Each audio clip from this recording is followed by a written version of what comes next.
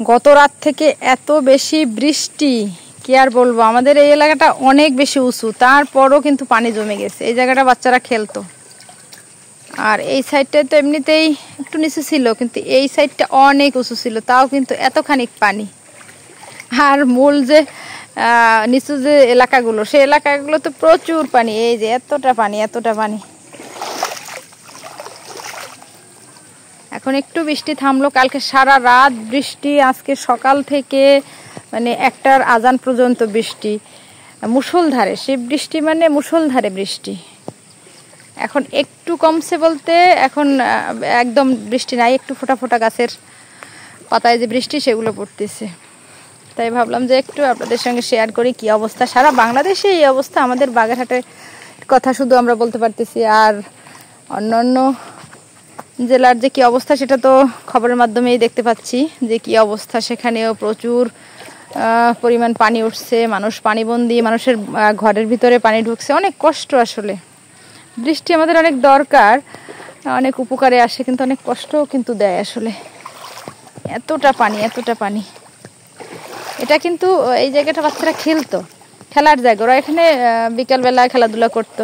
এখন যেহেতু বৃষ্টিকাল ওইভাবে খেলতে পারে না, কিন্তু খরার সময় ওরা এখানে খেলাধুলা করে, তার মানে একটা খেলার মাঠ, অথচ সেই মাঠে এই পরিমাণ পানি।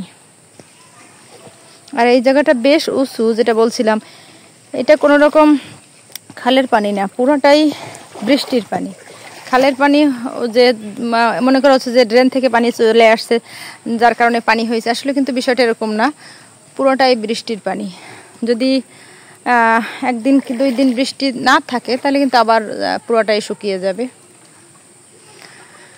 যারা ভিডিওটা দেখছেন তারা প্লিজ একটু কমেন্টের মাধ্যমে জানাবেন যে কার এলাকায় পানি কি অবস্থা, পানিতে কার কেমন ক্ষতি হচ্ছে বা কষ্ট হচ্ছে। আসলে ছোট ছোট যে ঘরবাড়িগুলো, তাদের ভীষণ কষ্ট হয়, রান্নার কষ্ট, খাওয়ার কষ্ট, থাকার কষ্ট, ভেজা কাপড় চোপড়ের কষ্ট।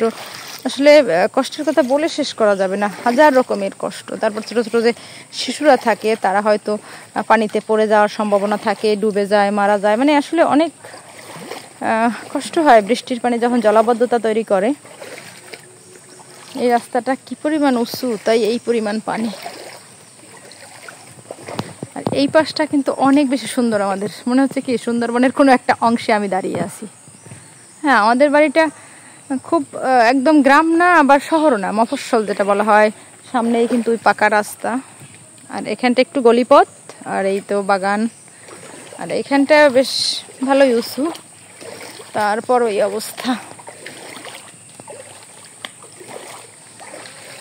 ভিডিওটা কেমন লাগলো একটু কমেন্টের মাধ্যমে জানাবেন। এই যে এখানে যে আম গাছ, আলতা গাছ আমি মাঝে মাঝে আমার ভিডিওতে দেখাই, সেগুলো কিন্তু সব ডুবে আছে গোড়া। ভয় লাগতেছে আবার। আমি তো একটু ভিডিও করার জন্যই আসছি, তা না হলে তো আসতাম না। পানির মধ্যে নামলে আসলে ভয় লাগে, যে সাপের কথা শুনি চারিদিকে। পাটা ধুয়ে আমি চলে যাই।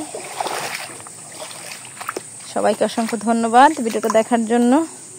এই যে পাশটা এরকম পানি।